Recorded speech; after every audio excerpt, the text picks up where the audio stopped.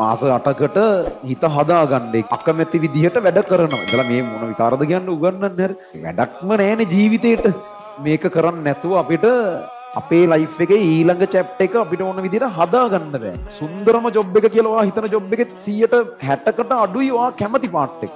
ඔයාලට යන්න ඕන තැනට යන ප්‍රොසෙස් එක ඇතුලේ ක්‍රියාදාමය ඇතුලේ කැමති වුණත් නැතත් මේ ටික පහු කරන්න වෙනවා. එලෝදයක් නැතුව නිකන් ඉතාලම ඇවරේජ් මිනිහෙක් විදිහට මැරලා යන්න ඕනේ බලන්න. විශේෂයෙන් ඕගොල්ලෝ කැපැසිටි තියෙන මිනිස්සුනේ. ඔයාලා දන්නවා පොඩි කාලේ ඕගොල්ලෝ කවුද?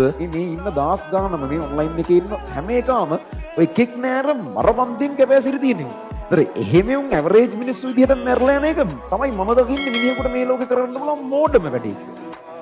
ඕගොල්ලෝ නිකම්ම නෙවෙයි ඈ. ඔයාලා මොකුත් බැරිුන් නෙවෙයි. ඔයාලට ලොකු දේවල් හීන විදියට හැදුනේ ඔයාලට ඒක පුළුවන් හින්දා. එකම දේ ඒ ඕන ලොකු ඕන වුණ දෙයක ප්‍රොසෙස් එකක් තියෙනවා. ඒක එකපාර ලැබෙන්නේ නෑමයි.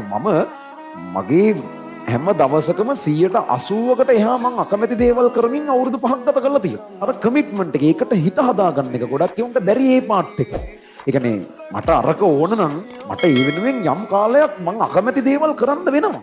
මේ යන මාස 8 ඔයාලගේ ජීවිතයේ අකමැතිම විදිහට වැඩ කරන්න වෙන මාස 8 කියලා හිත හදාගෙන ඉවරයක් කරගන්න. ඊට පස්සේ ඒකට කෙඳිරි ගන්න දෙයක් නැහැ. ඔයා කෙලින්ම හිත හදාගත්තේ හරි අමාරුයි. ඔව් මං දන්නවා. ඒ ඔළුව අරකට පුරුදු කරගන්න. එතකොට ඔයාලට වැඩ කරන එක අමාරු වුණත් ඒක අමාරු විදිහට දැනෙන්නේ නැහැ. මොකද අපිට අපිව කන්ට්‍රෝල් කරගන්න එක තමයි ප්‍රශ්නේ වෙලා තියෙන්නේ. ඒ ටික කරගන්න මට්ටම. ඒක තේරුම් අරගෙන හදාගන්න ඕනේ.